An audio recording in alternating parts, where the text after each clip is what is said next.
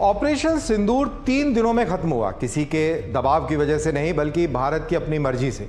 भारत ने अपना संदेश साफ कर दिया और पीछे हट गया। नौसैनिक या जमीनी अभियानों में कोई बढ़ोतरी नहीं हुई, सामाजिक या नागरिक ढांचों को कोई निशाना नहीं बनाया गया, अंतर्राष्ट्रीय मंचों पर कोई राजनीतिक दबाव नहीं किया गया।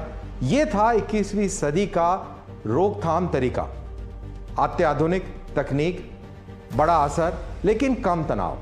भारत ने दिखाया कि कैसे real time command and control करते हुए पूरे वायु क्षेत्र पर श्रेष्ठता बनाई जा सकती है, जिसमें अंतरिक्ष, साइबर और एआई सिस्टम्स की तकनीकों का एकीकरण करके एक बढ़त बनाई गई और एक शांत आत्मविश्वास दिखाया कि सम्मान पाने के लिए जमीन पर कब्जा करना जरूरी नहीं है। ऑपरेशन सिंदूर के बाद पाकिस्तान के रडार और मिसाइल सुरक्षा तंत्र के नष्ट हो जाने से सिर्फ युद्ध का मैदान ही नहीं बदल गया, बल्कि दो महाशक्तियों की रणनीति भी बदल गई है। अमेरिका का चुप रहना बहुत कुछ बताता है, चीन का चुप रहना उससे भी ज्यादा बात करता है। ऑपरेशन सिंदूर को दक्षिण एशिया के सैन्य इतिहास में सबसे साहसी हवाई अभियानों में से एक के रूप में दर्ज किया जाएगा।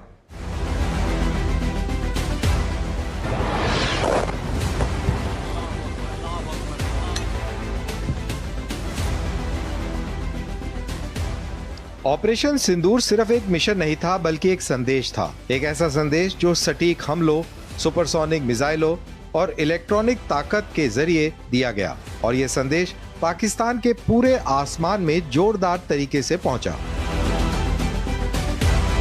अब हम बताते हैं कि पाकिस्तान ने क्या क्या खोया। आइए सबसे पहले इस बात से शुरुआत करें कि किसी देश के आसमान को सुरक्षित रखने वाली चीज क्या है।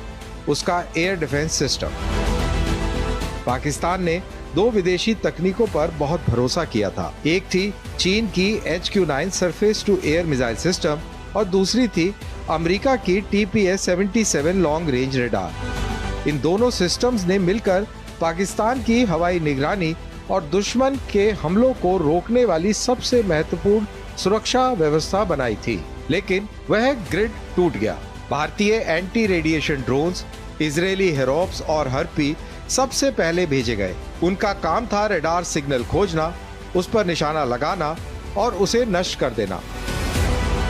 भारतीय वायुसेना के एयर मार्शल AK भारती द्वारा पुष्टि किए गए एक ऐसे ही ड्रोन ने लाहौर के पास एक रडार को नष्ट कर दिया, जो शायद एक चीनी HQ-9 मिसाइल सिस्टम था, जो पाकिस्तान के दूसरे सबसे महत्वपूर्ण शहर की रक्षा कर रहा था। ऑपरेशन के अंत तक सियालकोट, पसूर और रहीम यार खान में कई रडार साइटें बंद हो गई थी। वही TPS-77 रडार सिस्टम, जिन्हें कभी पाकिस्तान के अर्ली वार्निंग नेटवर्क का सबसे कीमती हिस्सा माना जाता था, अब बेकार हो चुके थे।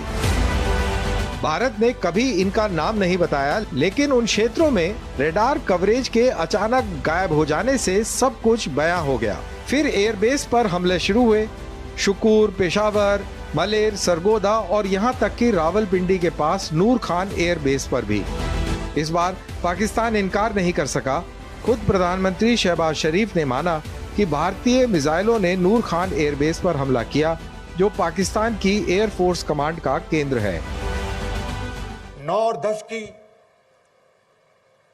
दरमियानी रात में तकरीबन 2:30 बजे सिपा सलार जनरल सईद आसिम मुनीर ने मुझे सिक्योर फोन पे मुझे बताया कि वज़ीर-ए-आज़म साहब, हिंदुस्तान ने अपने बैलिस्टिक मिसाइल अभी लॉन्च किए हैं, एक नूर खान एयरपोर्ट पे गिरा है और कुछ और दूसरे इलाकों में गिरे हैं।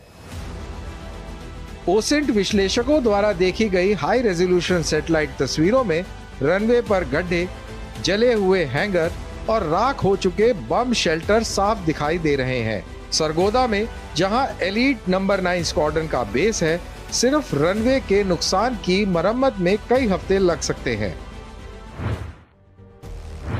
आधिकारिक पुष्टि नहीं हुई, लेकिन क्रेडिबल मीडिया की बात करें तो कई JF-17 और मिराज एयरक्राफ्ट जो मजबूत शेल्टर्स में खड़े थे, शायद क्षतिग्रस्त या नष्ट हो गए हैं। लेकिन यह युद्ध सिर्फ मिसाइलों से नहीं लड़ा गया, ये खामोशी से भी लड़ा गया। भारत द्वारा तैनात इलेक्ट्रॉनिक वॉरफेयर यूनिट्स ने चीनी रडारों को बाधित किया, कम्युनिकेशंस लाइंस को काटा और संभवतः पाकिस्तानी एयरबेसों के बीच कमांड और कंट्रोल लिंक्स को भी प्रभावित किया। लंबे समय तक पाकिस्तानी कमांड पोस्ट को बस शोर ही सुनाई देता रहा। एक ऐसी सेना के लिए जो इनकार और धोखे की रणनीतियों पर आधारित है, यह एक तरह की लकवे जैसी स्थिति थी। जैसा कि उम्मीद थी, पाकिस्तान ने इन सब बातों से इनकार किया, लेकिन उसकी एयर डिफेंस व्यवस्था पूरी तरह शांत हो गई थी। उनके रनवे टूट चुके थे और उसके अमेरिकी और चीनी सिस्टम वास्तविक युद्ध की परिस्थितियों में फेल हो चुके थे। चीन के लिए ऑपरेशन सिंदूर सबसे बड़ा नुकसान है, स्ट्रेटेजिक क्रेडिबिलिटी का नुकसान।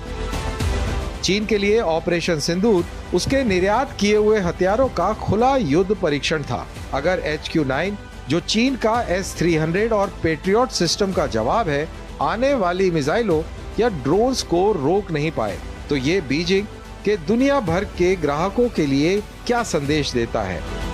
भारत का संदेश स्पष्ट था।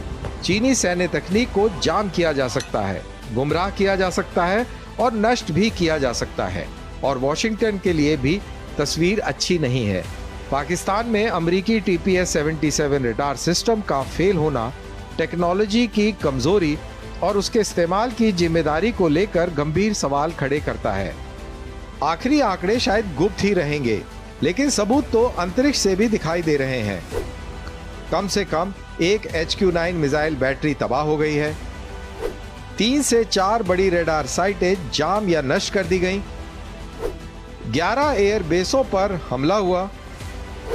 कई लड़ाकू विमानों को शायद नुकसान पहुंचा और उनमें से कई उड़ान भरने लायक ही नहीं रहे।